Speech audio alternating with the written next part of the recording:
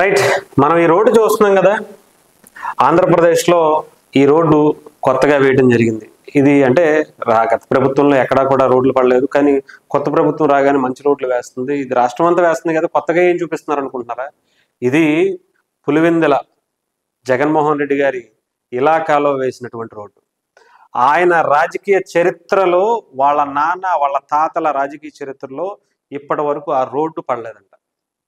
అలాంటిది అధికారం ఇక్కడ కూటమి అధికారంలోకి రాగానే మొదటిసారి అంత అద్భుతమైనటువంటి రోడ్డు వేసి, నిజంగా అంటే అక్కడ ఉన్నటువంటి ప్రజలు కూడా ఇన్ని సంవత్సరాలు వీళ్ళకి ఓట్లు వేసాం, కానీ ఒక్క రోడ్డు కూడా మాకు ఇలాంటిది అద్భుతమైనటువంటి రోడ్డు ఇన్ని సంవత్సరాలు రాజశేఖర రెడ్డిని చూసాం, జగన్మోహన్ రెడ్డి గారిని చూసాం, అంతకుముందు ఇంకొకరిని చూసాం ఆ కుటుంబం నుంచి, కానీ మమ్మల్ని కనీసం పట్టించుకునే వాళ్ళకి ఏదో డ్రైనేజీలు కానీ సీసీ రోడ్లు కానీ సొంత నియోజకవర్గం అని చెప్పి ఎప్పుడు చూడలేదు. అసలు వాళ్ళు పట్టించుకున్న నాదుడే లేదు. అలాంటిది కూటమి అధికారంలోకి రాగానే పవన్ కళ్యాణ్ గారు పంచాయతీరాజ్ శాఖ మంత్రిగా రాష్ట్రంలో ఉన్నటువంటి అటు శ్రీకాకుళం నుంచి అరకు పాడేరులో ఉన్నటువంటి మన్యం జిల్లాల నుంచి ఆఖరికి ప్రతిపక్ష నాయకుడిగా ఉన్న తనని ఎన్ని ఇబ్బందులు పెట్టినా, తనకి ఇంకా ఓటు వేసినటువంటి అంత దారుణంగా వ్యవహరించినా కూడా తనకి ఓటు వేసినటువంటి ప్రజల మీద పవన్ కళ్యాణ్ గారు చూపిస్తున్నటువంటి, రాష్ట్ర ప్రభుత్వం కూటమి చూపిస్తున్నటువంటి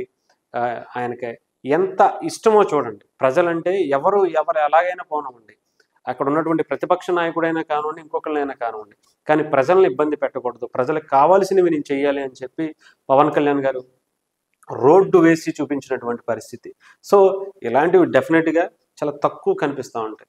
నిజంగా ఇన్ని సంవత్సరాలు, దాదాపు ఇన్ని దశాబ్దాల్లో జగన్మోహన్ రెడ్డి గారు వైఎస్ కుటుంబం నుంచి వచ్చినటువంటి వాళ్ళందరూ చేయలేని పని పవన్ కళ్యాణ్ గారు చేసి చూపించి ఒక అద్భుతమైనటువంటి రహదారులను ఈసారి అక్కడ పులివెందుల ప్రజలకి, కడప జిల్లా ప్రజలకు కూడా ఆయన ఇస్తున్నట్టుగా కూడా తెలుస్తుంది.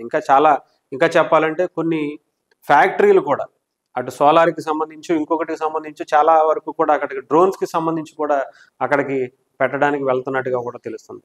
సో ఇది జగన్మోహన్ రెడ్డి గారు ఇన్ని సంవత్సరాలు వాళ్ళ నాన్నగారు వాళ్ళ బాబాయిలు ఈయన ఎంతమంది ఉండి కూడా చేయలేనటువంటి పని ఈ కూటమి అక్కడ ఉన్నటువంటి ప్రజలకి ఒక అద్భుతమైనటువంటి అవకాశాలను ఇస్తుంది. సో డెఫినెట్గా ఇది రాజకీయ వ్యూహం అని కూడా అనుకోవచ్చు. జగన్మోహన్ రెడ్డి గారిని అక్కడ తుడిచిపెట్టే పని చేస్తున్నారనుకోవచ్చు, కానీ ఇక్కడ ప్రజలకు మంచి జరుగుతుందని మాత్రం మనం గుర్తించాలి. డెఫినెట్గా అది రాజకీయంలో భాగంగా అయినా ఇంకొకటైనా కూడా ఇది డెఫినెట్గా ప్రజలకు ఉపయోగపడే పని కాబట్టి డెఫినెట్గా ఆహ్వానించాల్సినటువంటి అవసరం ఉంది. ఇది కేవలం కూటమిలో ఉన్నటువంటి వ్యక్తుల వల్ల, పవన్ కళ్యాణ్ గారు లాంటి నిజాయితీ పరుల వల్ల ఇలాంటి రోడ్లు రాష్ట్ర వ్యాప్తంగా పడుతున్నటువంటి పరిస్థితి చూస్తున్నాం.